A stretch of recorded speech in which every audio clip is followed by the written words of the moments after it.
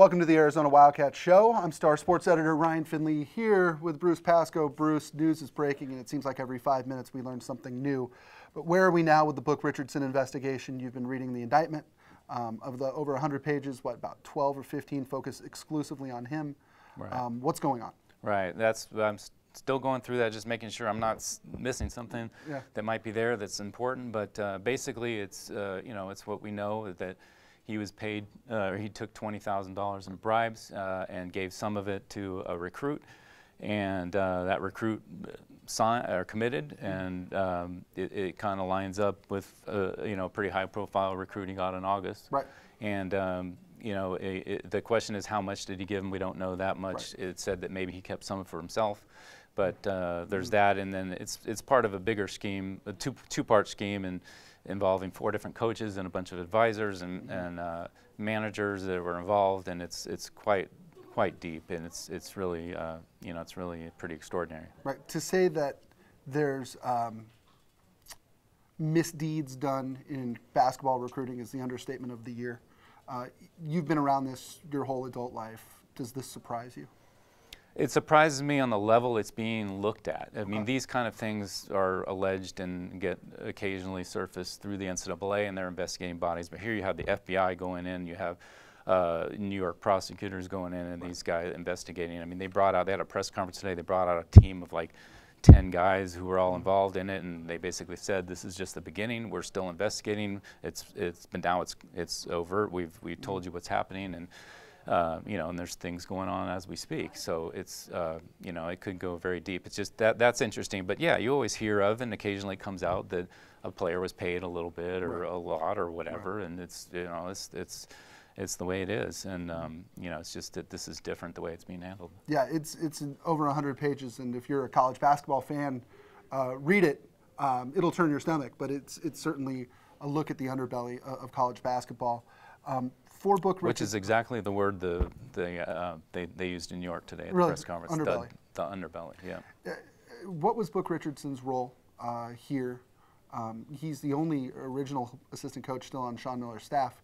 I know he recruited the East Coast, but sort of day to day, what was his job? Book started. Among other things, he started as he was running the New York Gauchos, a very prominent, no longer existing, but a very prominent New York travel team at the time. Kemba Walker, and, right? Yeah, yes, he had him, and still was pretty close to him. He's very much liked by everybody. He's a very personable guy, and basically, even though everybody on Sean Miller's staff does a little bit of everything, he's basically the East Coast recruiter. So he's whenever there's a New York guy or somebody in that area involved, he's usually brokering the relationships and getting to know the mom and whoever else is involved, and he's very good at that. He's very personable, a guy, like I said. Right. So he was with the Gauchos. He went with Sean Miller his last 2 years at Xavier, and then he came over here, and he's been here the whole time. And he's been he's had some chances to leave, I think, but he's seems to enjoy it. Seems to be pretty loyal to Sean Miller, and who knows what happens from here. But that's the story to date. Right. To me, what's interesting is Raleigh Alkins, Arizona's second best returning player, a guy from New York City. Book was in on him during the recruiting process. When you start to wonder about the NCAA and what they're going to do, I wonder about the eligibility of the players who Book has recruited and whether or not they will be allowed to play. Right. There is some hints in that document that maybe Alkins or somebody on the roster that they tried to get to Richardson to get him to influence the current players, and say, will you be represented with this guy? But there's nothing in there, at least that I've seen so far, that says he was paid, or if anything, there might have been some pressure from Richardson, in which case that's on Richardson. So far, I don't see anything that implicates any of the players. So I don't think any of the current players will be affected, other than it's going to be a major distraction, as this program has had for the last 3 years now. Right. As you read through the complaint, it's funny, for something that should be as simple as kids are getting paid, the kids don't really show up. There's a lot of go-betweens and uncles and moms and AAU coaches involved.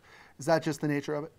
Yeah, and it varies. Everybody's Handlers. Different. Some kids have 2 parents who are together and really up on the process. Some have a single mom who doesn't know a thing, and that actually can be, they can be a little more preyed upon that way. A lot of times there's yeah, an uncle or a cousin or somebody who comes in, and then sometimes there's just other people that, you know, godfathers, so to speak, or whatever, and you know, and figuring out who those people are, the key players, is really important, and I think Richardson's been pretty good at that, and yeah, it's just you know, it's a crazy game out there, but that's what it is. Gosh. Bruce Pascoe, I'm going to let you get back to work. Thank you for joining us. That'll do it for this episode of the Arizona Wildcat Show. There will be more, because there will be more. Am I right? We're all on it. We're all on Trying it. to. For Bruce Pascoe, I'm Ryan Finley. We'll see you next time.